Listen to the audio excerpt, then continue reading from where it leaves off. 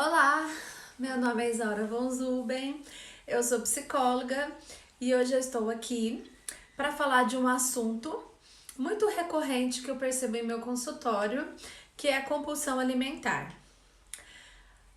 As pessoas que sofrem desse transtorno, que na verdade é uma doença muito séria, elas têm muita vergonha, pois elas se sentem gulosas, fracassadas e sem determinação.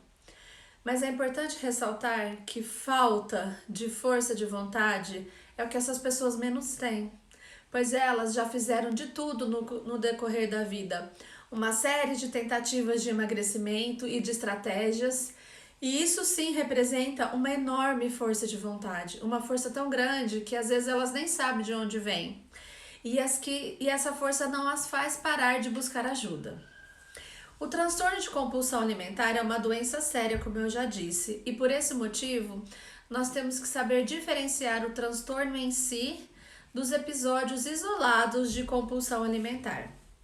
Nós, profissionais da saúde mental, psiquiatras e psicólogos, dizemos que a compulsão ela envolve dois elementos acontecendo ao mesmo tempo. O primeiro é consumir uma quantidade grande de alimento por no mínimo 2 horas de intervalo.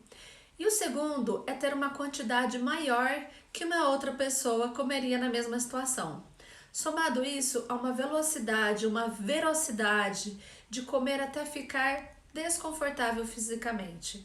Consideramos sim a compulsão alimentar se a pessoa apresentar esses episódios por mais de uma vez na semana nos últimos 3 meses. É importante a gente perceber que as pessoas estão numa fase em que comer é errado. Então, muitas vezes, comer coisas gostosas estão traduzidos como tive uma compulsão. Tem um autor, agora não me lembro o nome, mas ele descreve muito bem essa situação quando ele diz que no passado falar de sexo era associado a pecado e que isso hoje foi trocado por comida.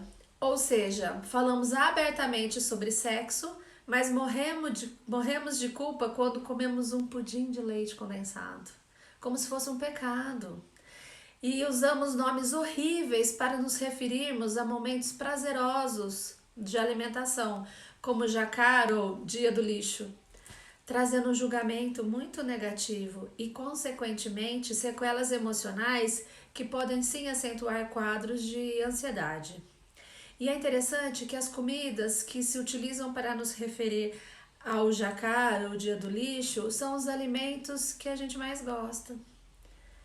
Resumindo, o que eu percebo? Eu percebo que muitos pacientes têm culpa e não compulsão. Então, muitos pacientes que buscam ajuda para a compulsão alimentar, eu percebo que na verdade eles têm culpa por comer coisas gostosas, né?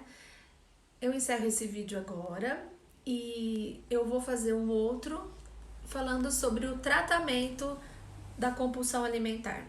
Como fazer para ajudar você que sofre de fato do transtorno compulsivo alimentar, quando de fato é diagnosticado por um bom profissional, como fazer para tratar a compulsão alimentar. Vou dar dicas de mudança de comportamento, da terapia cognitivo-comportamental e é óbvio, né, a questão nutricional e muitas vezes também um psiquiatra, porque algumas pessoas que de fato sofrem desse transtorno muitas vezes pode estar associado com depressão e ansiedade. Espero ter ajudado. Obrigada.